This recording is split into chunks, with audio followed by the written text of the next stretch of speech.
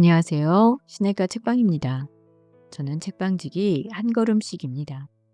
오늘은 지난 시간에 이어 토마스 아 캠피스의 그리스도를 본받아 책 중에서 인상 깊게 읽었던 책의 구절들을 정리해서 들려드리도록 하겠습니다. 나를 따르는 사람은 누구든지 어둠의 길을 걷지 않을 것이다. 요한복음 8장 12절. 주님은 이 말씀에서 진정으로 가르침 받기를 원하고 분별 없는 마음에서 해방되기를 원한다면 그리스도의 생애와 그분이 걸어온 길을 본받아 행하라고 권고하십니다. 그러므로 예수 그리스도의 생애를 깊이 되새겨 보는 것이 우리가 가장 먼저 해야 할 일입니다. 그리스도를 본받는다는 것은 통제되지 않은 감정을 순화시켜서 좋은 방법으로 사용하는 것입니다. 이것은 평생의 일이며 또 많은 인내가 필요합니다. 사람이 한계를 넘어 어떤 것을 갈망하면 바로 내면의 동요가 일어납니다. 교만한 자와 탐욕한 자는 결코 평안할 수 없습니다. 반면 가난한 자와 영혼이 겸손한 자는 평화가 충만한 가운데 삽니다. 진정으로 자기 자신에게 죽지 않은 사람은 쉽게 유혹에 빠지며 자꾸 하잘것없는 일에도 실패합니다. 영혼이 약한 사람, 욕정에 휘둘리는 사람, 감각적인 일에 쉽게 기울어지는 사람은 세상적인 욕구로부터 완전히 벗어날 수 없습니다. 바로 이런 이유로 이런 사람은 세상적인 일에서 벗어나면 슬퍼합니다. 또한 이러한 사람은 자신을 반대하는 사람에게 쉽게 화를 냅니다. 세상 일이 아무리 순수한 의도로 다가온다 해도 그것에 휩쓸리는 것은 좋지 않으므로 사람들이 시끄럽게 떠드는 자리는 가능한 피하십시오. 왜냐하면 우리는 너무 빨리 더럽혀지고 또 유혹에 쉽게 빠지기 때문입니다. 침묵했어야 하는데, 사람들과 함께 있지 말았어야 하는데 하고 나는 가끔 뒤늦게 후회나곤 합니다. 우리는 왜 그렇게 모여 남의 말 하기를 좋아하는지 모르겠습니다. 양심을 다치지 않는 이상 침묵을 지키는 일이 거의 불가능하기 때문에 드리는 말입니다. 우리는 서로 위로를 얻기 위해, 그리고 많은 생각으로 약해진 마음이 편해지고 싶어 그렇게 쉽게 얘기에 빠집니다. 그러나 이것은 아무런 소용이 없는 헛된 일입니다. 이 외부적인 위로로는 하나님이 영적으로 주시는 위로에 큰 장애물이 되기 때문입니다. 다른 사람들의 말이나 행동, 그들의 사적인 일에 지나치게 관심을 갖지 않는다면 깊은 평화를 누릴 수 있을 것입니다. 다른 사람들의 일에 관여하고 자기 영역이 아닌 곳에서 기회를 엿보며 자신의 내면 세계를 통합하지 못하는 사람은 평화를 누리지 못합니다. 마음이 단순한 사람은 복이 있습니다. 그들은 큰 평화를 누릴 것이기 때문입니다. 어떤 사람도 잘못이 없는 사람이 없으며, 어떤 사람도 짐을 지지 않은 사람이 없으며, 어떤 사람도 자족하는 사람이 없으며, 어떤 사람도 자신에게 충분히 현명한 사람도 없습니다. 그러므로 하나님은 우리가 서로 다른 사람의 짐을 지는 것을 배워야 한다고 명령하십니다. 우리는 다른 사람과 참고 견디며 서로 위로하고 함께 도우며 가르치고 타일러야 합니다. 역경은 사람을 약하게 만드는 것이 아니고 사람의 사람됨을 나타내게 하는 것이기 때문에 사람의 가치는 역경의 때에 가장 잘 드러납니다. 우리 마음이 얼마나 경박한지, 우리가 얼마나 부족한지 알지 못하는 까닭에 진정으로 울어야 할 때에 영혼의 슬픔을 느끼지 못하고 오히려 웃어 넘기고 맙니다. 선한 양심으로 하나님을 두려워하는 것 외에는 결코 진정한 자유도 없고 진정한 기쁨도 없습니다. 흐트러진 정신에서 오는 모든 장애물을 뛰어넘어 경건한 자기 반성에 몰두할 수 있는 사람은 행복한 사람입니다. 자신의 양심을 더럽히거나 양심에 거리끼는 것이면 무엇이든 거절하는 사람은 행복한 사람입니다. 노력하십시오. 습관은 습관으로 고칠 수 있습니다. 여러분이 다른 사람을 홀로 있게 하는 방법을 알면 그들도 여러분이 원하는 일을 할 수 있도록 여러분을 홀로 있게 내버려 둘 것입니다. 다른 사람들의 일로 자신을 바쁘게 만들지 말며 여러분보다 훌륭한 사람들의 일에 휘둘리지도 마십시오. 우리 마음이 평화로우면 일을 다른 사람들과 나눌 수 있으며 어려운 상황을 낙관적인 상황으로 바꿀 수도 있습니다. 마음이 평화롭다는 것은 삶을 하나님께 맡기고 환경에 휘둘리지 않는 것을 의미합니다. 무엇보다도 자신의 평온을 지키십시오. 그러면 다른 사람에게도 평온을 끼칠 수 있습니다. 평온한 사람은 많이 배운 사람보다 더 유용한 사람입니다. 하지만 격정적인 사람은 좋은 일조차도 악으로 만들고 쉽게 악을 믿습니다. 선하고 평온한 사람은 모든 일을 선으로 만듭니다. 진정으로 평화를 누리는 사람은 누구도 의심하지 않습니다. 그러나 만족하지 못하고 불안한 사람은 온갖 의심으로 동요하며 스스로 쉬지 못할 뿐만 아니라 다른 사람도 쉬도록 내버려 두지 않습니다. 그런 사람은 해서는 안 될 말을 하며 오히려 반드시 해야 할 일은 하지 않습니다. 또한 다른 사람이 해야 할 일에는 신경을 쓰면서 자신이 해야 할 일은 게을리합니다. 그러므로 무엇보다 자신이 하는 일에 먼저 열성을 다한 후에 이웃이 하는 일에 대해서도 열성을 보여야 할 것입니다.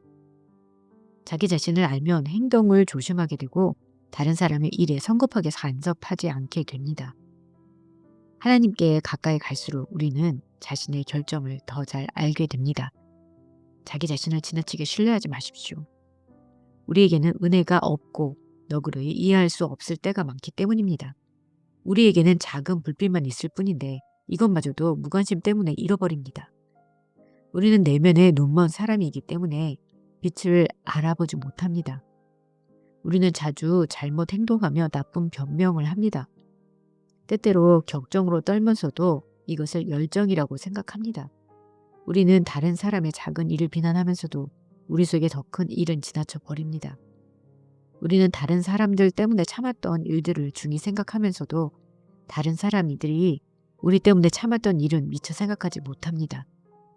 자기 자신의 단점을 정당하다고 판단하는 사람은 다른 사람에게 엄중한 심판을 내릴 수 없습니다. 주님의 속삭이는 음성에 귀를 기울이십시오.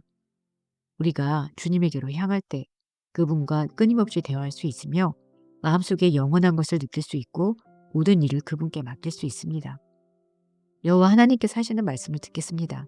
하나님의 말씀을 들으며 그분의 입에서 위로를 받는 사람은 복 있는 사람입니다. 하나님의 작은 속삭임에 귀를 기울이고 세상의 속삭임에는 주의를 기울이지 않는 사람은 복 있는 사람입니다.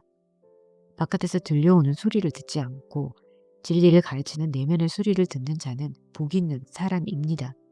외부 세계에 대하여 눈을 감고 내면 세계에 마음을 두는 사람은 복 있는 사람입니다. 내면 세계로 깊숙이 들어가서 매일매일의 기도를 통해 하나님의 나라의 비밀을 알려고 자신을 더욱 단련하는 사람은 복 있는 사람입니다. 하나님을 위한 시간을 갖기를 열망하며 세상의 모든 장애물로부터 자신을 해방시키는 사람은 복 있는 사람입니다. 선지자들이나 스승들이 하나님에 대하여 좋은 말을 할 수는 있습니다. 하지만 하나님만이 우리 마음에 가르침을 주시고 선지자들이 한 말의 내면의 의미를 드러내 보여주십니다. 주여 말씀하소서. 당신의 종은 듣겠습니다.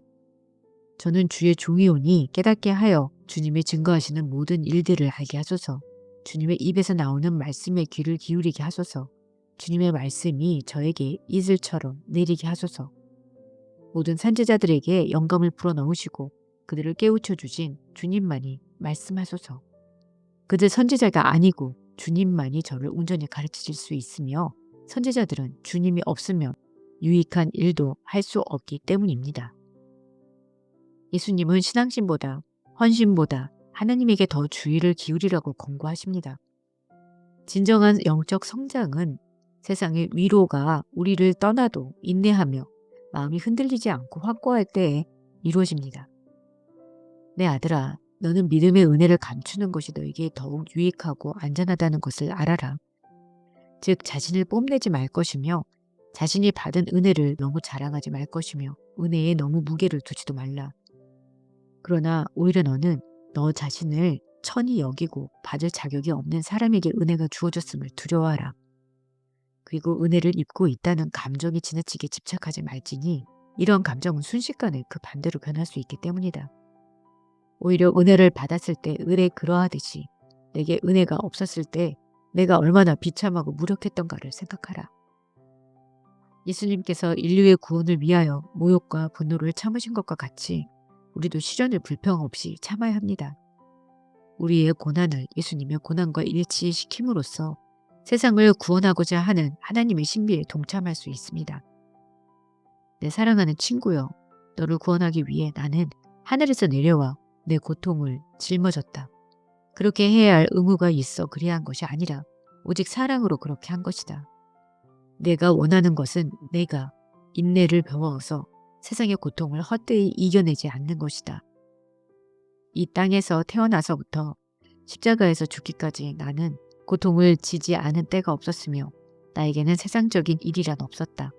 나는 비난을 많이 들었지만 불평과 욕망을 잘 견뎌냈다. 내가 베푼 은혜에 대하여는 배은망덕으로, 기적에 대하여는 신성무독으로, 그리고 가르침에 대하여는 비난으로 보답을 받았다.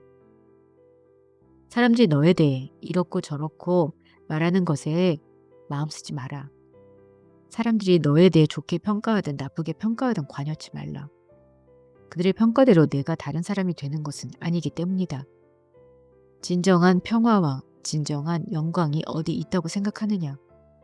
나에게 있지 않느냐? 사람을 기쁘게 하려는 충동이 휘둘리지 않고 사람을 불쾌하게 하는 것을 두려워하지도 않는 사람은 큰 평화를 누릴 것이다. 마음이 불안해지고 감정이 흔들리는 것은 통제되지 않은 사람과 두려움에서 오는 것이다.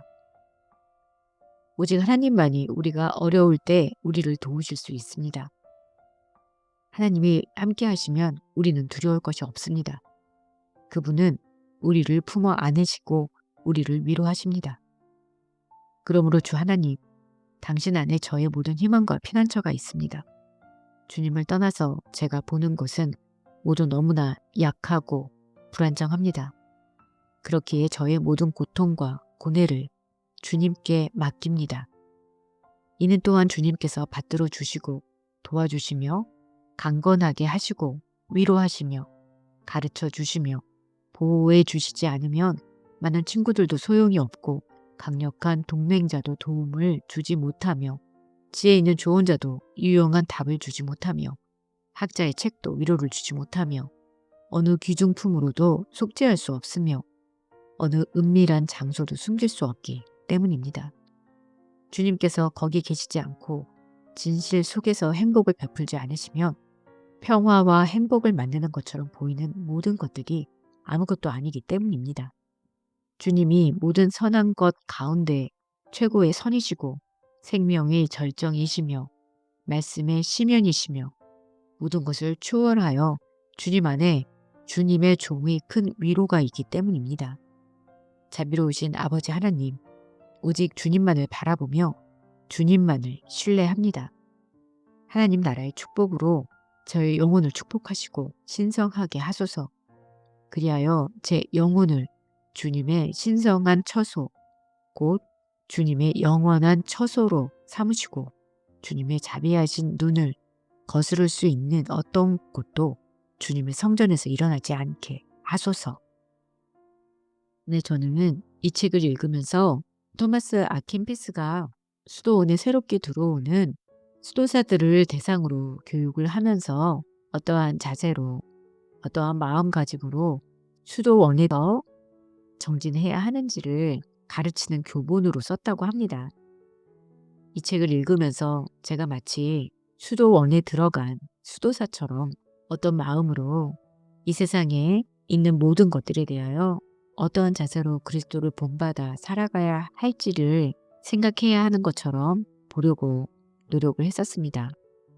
지난 시간에도 말씀드린 것과 마찬가지로 이 책을 급하게 절대 읽지 마시고 한 장 한 장 천천히 읽으면서 곱씹으면서 묵상하시면서 읽으면 많은 유익이 있을 것이라고 생각이 듭니다.